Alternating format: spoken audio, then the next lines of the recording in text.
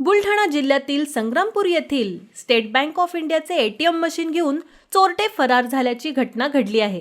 त्यांचा पोलिसांनी शोध घेतला असता जालना जिल्ह्याच्या हद्दीत चोरटे आढळून आले। त्यांना पोलिसांनी ताब्यात घेतलं आहे।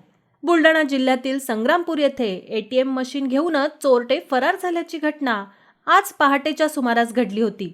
आज सकाळी 3 वाजण्याच्या सुमारास एका पिकअप व्हॅनमध्ये एटीएम मशीन टाकून 5 दरोडेखोरांनी पोबारा केला होता। घटना समोर आल्यानंतर एटीएम मशीन चोरी करणाऱ्या चोरट्यांचा शोधात पोलीस होते। येथील सीसीटीव्ही फुटेज तपासून पोलिसांनी तपास सुरू केले होते। दरम्यान आज सकाळी दरोडेखोरांना जालना जिल्ह्यातील मौजपुरी पोलीस स्टेशनच्या हद्दीत पकडण्यात पोलिसांना यश मिळालं।